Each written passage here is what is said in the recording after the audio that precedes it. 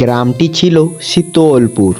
শীতলপুর গ্রামে দুই যমজ ভাই থাকতো।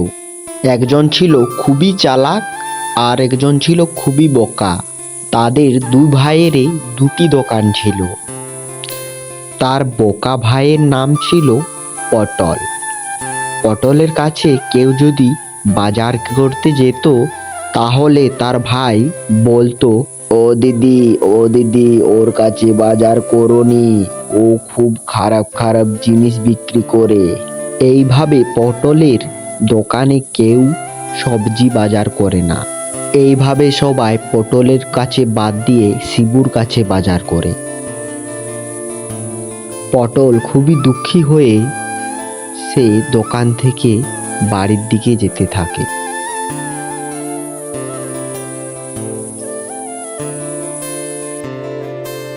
আরে পটল, তুমি এত দুঃখ পেয়েছো কেন আজ? কি আর বলবো দাদু, শোনো তাহলে আজকে আমার সাথে কি হয়েছে।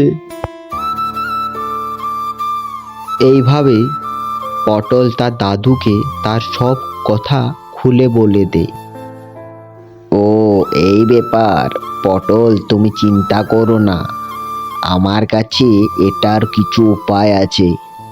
আজ আমি তোমাকে একটি বোতলে কিছু জল দিব। ওই জলটা তুমি তোমার সবজির উপর ছিটিয়ে দেবে, তারপর দেখবে কি হয়। এই নাও সেই জাদুর জল বোতল।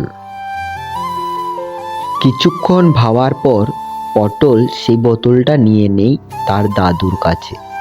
আর দাদু তাকে বলল, এই পটল, কথাটা আমার মনে রাখবি। যদি তুই কোনোদিন লোভ করিস তাহলে সেই জল কাজে দিবে না। এইটা শোনার পর সে তার দোকানের দিকে চলে যায়। প্রতিদিনের মতো পরের দিনও পটল তার দোকানে যায়। সে দেখে তার দাদা আগের থেকে দোকান খুলে বসে আছে। পটল তার দাদুর দেয়া জল তার সবজির উপর ছিটিয়ে দেয় এবং সে দোকানে বসে পড়ে। কিছুক্ষণ পর গ্রামের সবাই শিবুর দোকানে বাদ দিয়ে পটলের দোকানে বাজার করতে যায়।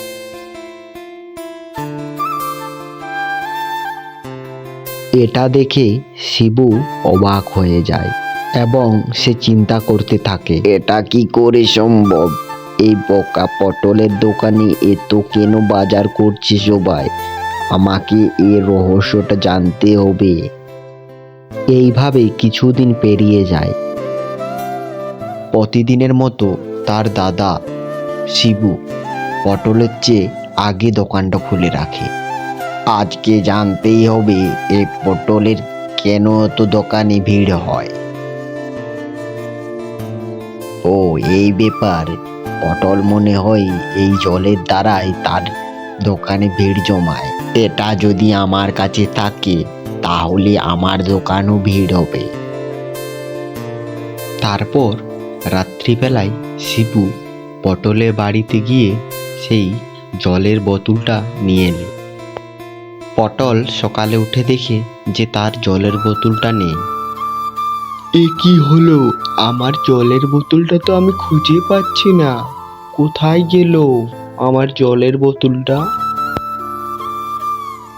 শিবু লোভ না সামলাতে পেরে সেই জলের বোতলটার পুরো জলটাই তার সবজির উপরে দিয়ে দেয়।